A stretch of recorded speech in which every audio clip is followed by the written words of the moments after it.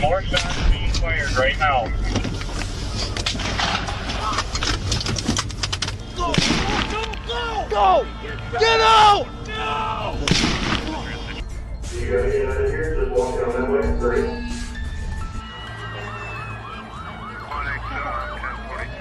2 a.m. on November 29, 2010, at an apartment complex in Freeborn County, Minnesota State, a man was suddenly shot while returning home. He immediately called the police for help. At the same time, more gunshots rang out from multiple directions. Within the complex, a total of 269 emergency calls were made to the dispatcher. Within just minutes, a rapid response team was immediately deployed to the scene. Officer Cody Nidham was the first to arrive, but instead of finding a victim in need, he walked straight into a pre-planned trap.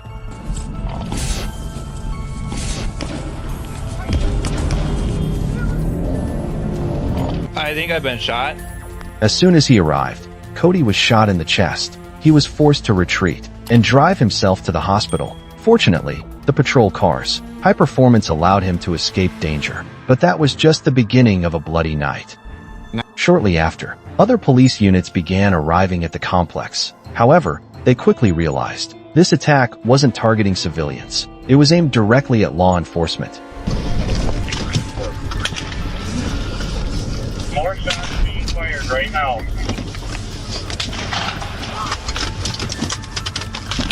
Go ahead.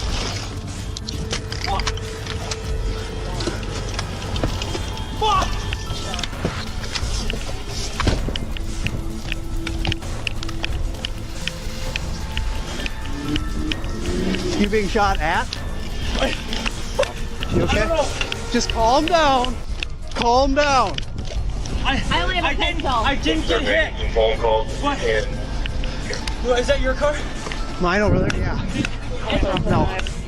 The assailants had meticulously planned to eliminate any officer who entered. On the west side of the building, Officer Xen suddenly heard another burst of gunfire. When his team checked in via radio, he was breathing heavily, unsure whether he had been hit, but clearly stressed. They confirmed the patrol car was still intact, but they couldn't identify the shooter's location due to obscured vision and overwhelming darkness. In the thick of night, every nearby officer became a potential target. The gunmen kept changing positions, ambushing from windows and hidden corners. So somebody's shooting out the window of the building. Chris, can you come over here? They're shooting at any law enforcement that comes through. If we go out any further, we're going to get shot at. If this is an active shooter, we need to get a team ready. We need to probably start dealing with it. We're probably going to have to. Where the fuck is this guy? What made the mission more difficult was that the complex housed 126 families, and many residents were still unaware of the ongoing emergency. Some even went in and out as usual, making it impossible for the task force to strike full force, while also having to protect civilians at all costs. An officer spotted a man with a gun running across the lawn behind the building. He immediately reported it, but it was unclear whether the man was a suspect or a civilian. Okay. He's running across! You see him? yeah, watch it. He's running. He's running. Where? Where is he running to? North or Ran south? that way, ran that direction. Someone Running ran. south. I don't know if you got shot at or what, but someone just ran across the back lot. He's running. Is that, you think that's a high-powered rifle? Something high. Just calm down. Do not bowl me over. No one knew how many shooters were hiding. Even though every gunshot could seriously injure someone, the police couldn't fire recklessly. Eventually, the forces at the scene made a tactical decision to first lock down the entire complex to prevent suspects from escaping and minimize civilian casualties. In that suffocating atmosphere, everyone understood the night was far from over and the consequences would be grave. After the ambush that left one officer injured, the authorities quickly made the next tactical call. The next step, evacuating the residents from the building to prevent further casualties. However, a major obstacle immediately arose. Police had no key to the main entrance, making access and rescue operations extremely difficult. A temporary tactical plan was quickly formed on site. Forces were split into two groups. One stayed to draw fire, acting as decoys and holding position. The other group quietly circled to the back of the building to evacuate civilians safely. However, this raised another risk, as officers couldn't rule out the possibility that the gunman was blending in with evacuees. During the evacuation, officers continuously encountered residents in various states of panic. Some even rushed out onto the sidewalk from their units. When asked, one woman, Come here. Hey, come here. Do you have a key fob to the building? Yes, sir. Okay. Are you okay? Yeah, no, they're shooting me. You're shooting me. Check out the sidewalk and stuff. Oh, there's those kids that live in surprising and boys. Listen to me. I heard it. I was standing in my kitchen doing it. Here, I go don't back to have your a car. phone. Now. It's the second floor. So you think? I'm pretty for sure. It's the second floor on the far side. Okay. Go back to your car. Stay in there, okay? Officer Rasmussen, stationed at the scene, received the first-floor main entrance key from a resident who had just escaped. At the same time, he also identified a suspicious location for the shooter. The second floor of Block B. As Rasmussen reached the parking lot, he encountered a suspicious man. Without hesitation, he shouted, Stop! Right now! Stop! Turn around! Drop to your knees. I got a guy that just walked out. He's in the parking lot. I got him at gunpoint. I need somebody down here. Stay where you're at right now. Okay. We got somebody shooting from your building right now. Okay. Okay. Okay. Take him. Go to him. Stop. Ma'am, come here. Come here. Come here.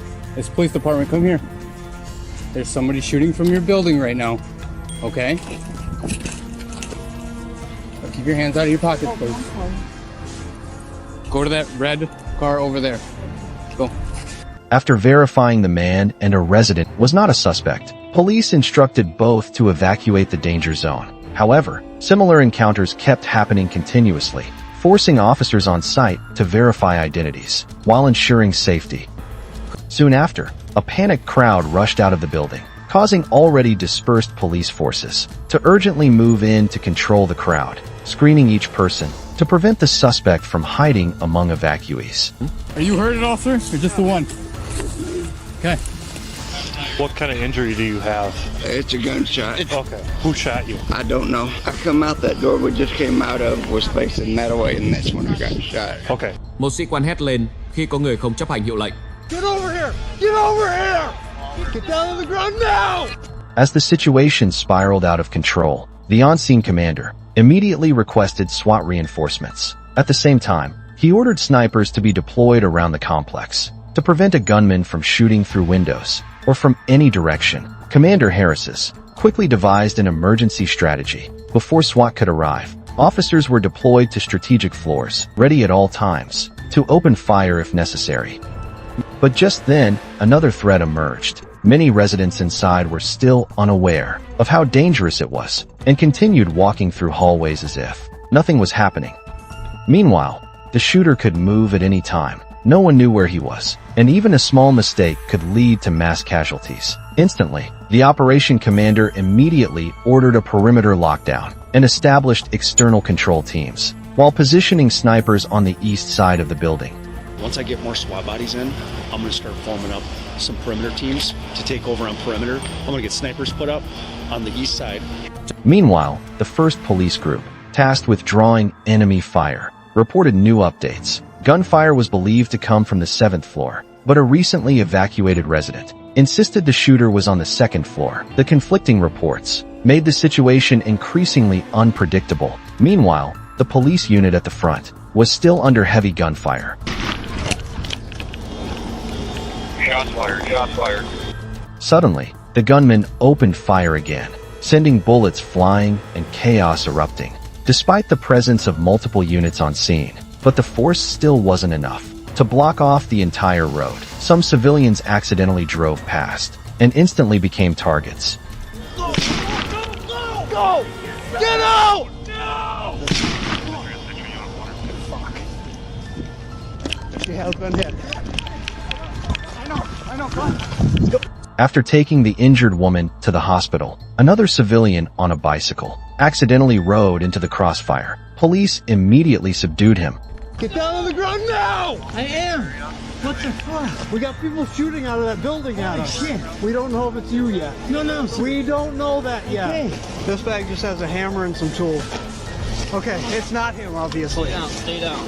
Okay, it's obviously not him. After searching him, police only found a hammer and some repair tools in his bag. They concluded he was an innocent resident and quickly guided him to a safe location. Nearly 1 hour after the incident broke out, the police finally secured the entire area around the building. The apartment complex was gradually evacuated. No one remained as a clear target. The shooter also seemed to have stopped temporarily. The area fell silent. 2 hours later, the first armored vehicle arrived at the scene, along with snipers already positioned on the east side, ready to raid on command. Once the signal was given, the SWAT team quickly stormed the first floor, checking each apartment. At that moment, an unbelievable scene unfolded. An elderly man was still calmly seated, completely unaware of the danger. It was almost 4 a.m. The SWAT officers hurriedly escorted him out of danger. You gotta get out of here, just walk down that way. Hurry. After over 2 hours of careful searching, the SWAT team fully secured the first floor. The shooter was now isolated with no way to escape. As dawn broke and visibility improved, police deployed drones for aerial surveillance. UAVs were sent to monitor the entire building from above. They noticed a suspicious obstruction at the window of apartment 303 in Block B. Snipers immediately adjusted their aim, targeting the suspected apartment. But right then, the UAV was shot down by the gunman. John has been shot down. By that time, the standoff had lasted more than 6 hours, but the police still couldn't determine how many gunmen were inside the building. A negotiation team was brought in to establish contact, but received no response whatsoever. By 10 a.m., after all negotiation efforts had failed, the commander ordered the use of tear gas to target the apartments near room 303.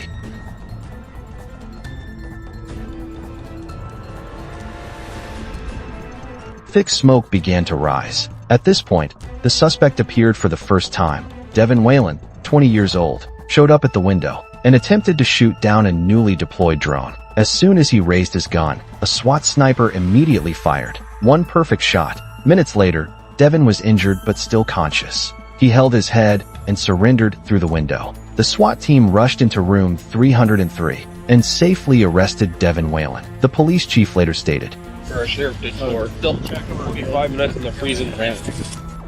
"We stood out there in the freezing rain for 45 minutes just to capture you." After sweeping the entire building, police confirmed there were no other suspects. In Devin's apartment, they recovered 3 rifles, 2 handguns, and dozens of magazines, indicating the ambush had been premeditated with the intent to carry out a mass killing. Upon further investigation, police uncovered a shocking truth. The very first emergency call that initiated the incident was made by Devin Whalen himself. At that time, no gunshots had occurred, meaning everything had been staged as part of a planned ambush, with the goal of luring police to the scene and launching a deadly attack. Devin claimed he only wanted to be killed by police, implying a form of suicide by cop. However, his actions afterward, from shooting a stranger in the chest in the parking lot to ambushing the entire reinforcement team, completely contradicted that statement. Police later clarified that Devin had intended to break deeper into apartments inside the building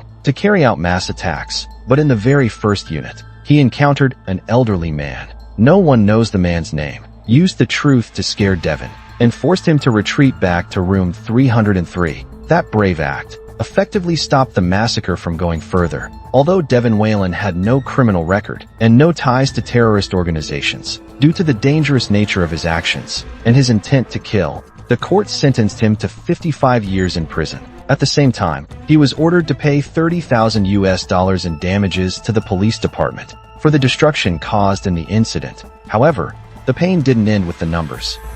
Beyond the 2 injured civilians, the greatest loss fell upon a silent hero. The bullet through his chest left a former Marine who once served his country, confined to intensive care for 3 months. Though he physically recovered, the trauma of PTSD and severe depression became a shadow that haunted the rest of his life. That officer a brave warrior, was forced to leave the force he loved and had devoted his life to. Even after moving away from Freeborn County, the sound of that night's gunfire, the overwhelming pain, and betrayal by the one who called for help, only to attack them, became a nightmare that never ended. It carved deep into his soul, like a wound deeper than any bullet. A soldier who once swore to protect his homeland was taken down by a calculated plot, not on a faraway battlefield, but on the streets he called home. Thank you for watching this video. Please like and follow to stay updated with many more interesting stories and news.